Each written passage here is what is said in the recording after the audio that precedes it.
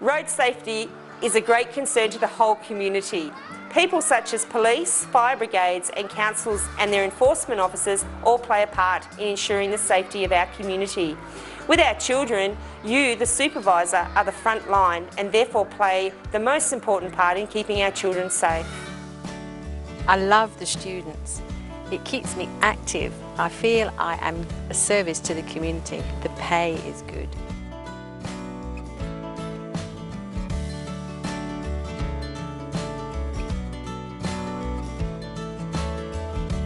I always make sure I leave early enough to get to the crossing.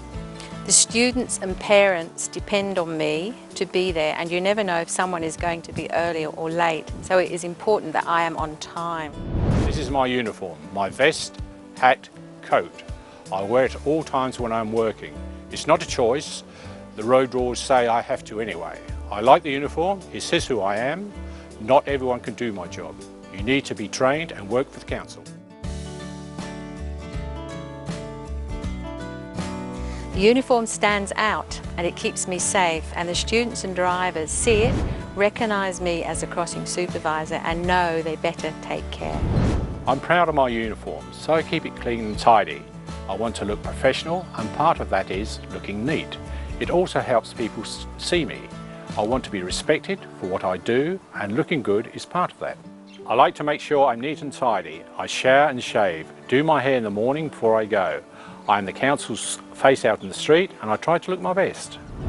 I have 2 children's crossing flags, a stop sign and whistle. I look after them for the same reasons, and if they get old or broken, I get them replaced at council.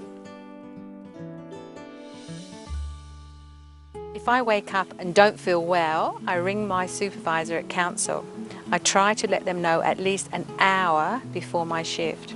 In this job, people are really depending on you, and I need to know my students are looked after, and council needs to get someone there before the students start arriving. I always give myself plenty of time to get there.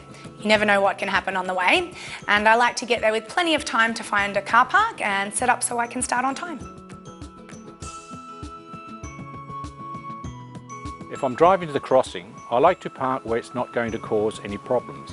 A bit out of the way and always legally. It would be pretty embarrassing to get a parking ticket. Even before I start at the crossing, I'm thinking safety. Getting out of my car, I make sure it is safe. I carry my flags with me, and if I carry them on the back seat, I take them out from the curbside of the car, as this is the safest spot. Or if they are in the boot, I'm always conscious of cars behind me. I give my equipment a check at the start of each shift just to make sure I have everything and it is in good order. Then I check around the crossing. I look to see if anything's changed, if there's graffiti, if they're doing work on the footpath. Basically, if there are any signs missing, that sort of thing. I put my flags out next. I always do this from the curb, as it's safer.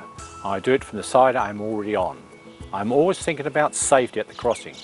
Most people think safety at the crossing is just about students. It's not.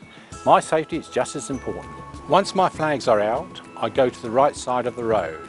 I stand where I know the students are coming from.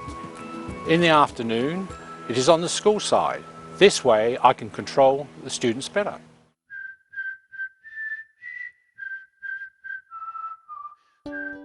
I always stand there where I can see the students coming. That way I am ready for them when they get there.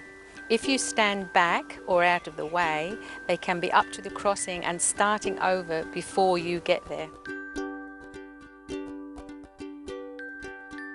Please wait behind the yellow line. Please wait for my whistle. Greet the kids when they come up. I always say good morning and ask them how they are going. It's not only the polite thing to do, but now they are paying attention to me. So when I say, okay, wait behind the line for my whistle, I know they have heard it. Before I go out onto the road, I check for traffic. Sounds obvious, but you need to make sure you are safe first. If I stay safe first, then the students will be safe. I put my sign out when I am still at the curb. I put it out at a 45-degree angle, as far out as I can comfortably. I figure if they can't see the stop sign, I can't blame the cars if they don't stop. Once it's safe, I walk out to the centre of the road still holding my sign up. When I get to the middle of the road, I stand in between the white lines. I make sure I have the sign held high enough so the drivers can see it. It might seem I'm going on a bit about holding the stop sign up, but that's what I'm depending on to stop the cars, so I have to use it properly. It's also a legal requirement that it's visible to the motorists at all times. Have another look again and check that everything is okay. Then I give 2 loud blasts of the whistle and the children know they can cross. I keep an eye on them and make sure they can cross in front of me, walk, don't run, don't bounce any balls or ride their bikes. Not too slow though. When they reach the other side of the line on the footpath, I have a quick look for any stragglers, then I start to come off the road. Coming off the road is the same as going on the road. I hold the stop sign at 45-degree angle and hold it up as I walk off. It's easy to get lazy and not hold the sign up. It's important that the drivers see the stop sign until you are off the road. I like to give the drivers a little nod with my head in appreciation to send them on their way.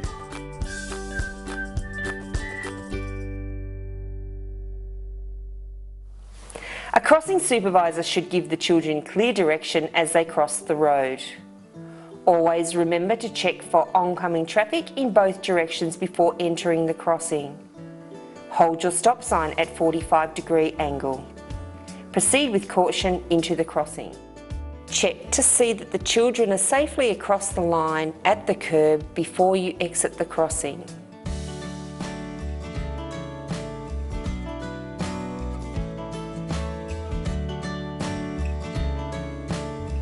I never leave my crossing unattended. I get someone to ring for help if it is needed. If I leave my crossing, the students will just go everywhere and we will have an even bigger problem.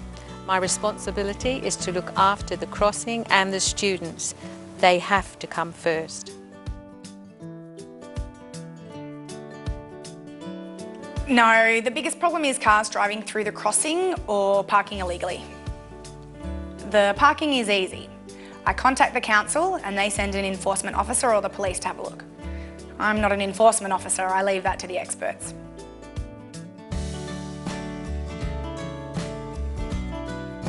Yeah, they can be scary. I try to get the registration number, car type and note down that straight away. Then I take a deep breath and calm myself down. My council provides me with a form to fill out with all the details of what happened and I do that as soon as I get a chance.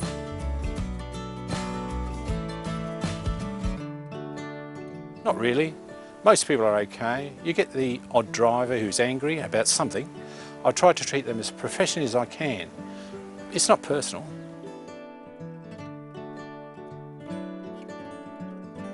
Yeah, when an emergency vehicle does, and I am in the centre of the road, I take the students to the nearest curb. No, it might be my house on fire. If the supervisor is safe, then the kids are safe. They go together. If the supervisor follows procedure and stays vigilant, this is a very safe job and our parents and schools can be confident that their children are safe. The problems start if the supervisor forgets to use the correct technique. If you don't do the right thing, the kids and drivers won't either.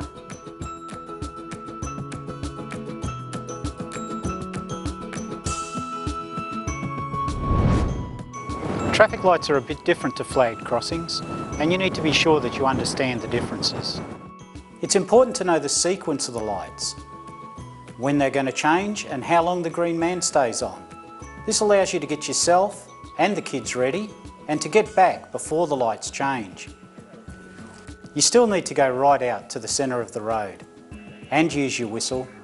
The kids will want to cross as soon as it's green. You have to be in control. Always face the direction the cars are coming from, so if anything happens, at least you will see it and you can do something about it. If you have your back to the cars, you won't know until it's too late. This is really important. Where cars turn near the crossing, they might not see the lights or pedestrians when they turn, so always face that direction. You can't think lights are easy. You still need to concentrate and be alert, as cars can still drive through a red light. Multi-lane roads, or dual carriageways, are a bit different. If you have two supervisors, one stands on the side of the road the kids are coming from and one stands in the middle to collect the kids and get them ready to cross the second part. If you're on your own, work from the middle. The technique is almost the same as for other flagged crossings. You just have to be a bit more careful when the kids are in the middle. Thanks for watching. The job you have chosen to do is a really important one, and I hope you get a lot of satisfaction doing it, as these guys do. I always prepare for the worst weather. I've been caught out many times, so if it looks like rain, on goes the raincoat. Don't forget the heat. Take a water bottle and sunscreen when you go. An hour in the sun is a long, long time. I assume that all drivers are out to get me. It keeps me alert. And remember, if you're safe, the students are too. Try not to take things too personally if there is a problem. I just remember I have a job to do and I don't let it distract me. I always say to new supervisors, get to know your school. It helps with any problems you have with students, knowing the school is supporting you in what you do. You know what I do on my first day of term? I check that I'm doing things correctly. I go through my processes and I ask myself, is this the safest way? Am I doing everything right? Thanks guys, you're just about ready to go out and do a crossing of your own. Remember to stay safe, enjoy your job, and it can be a lot of fun.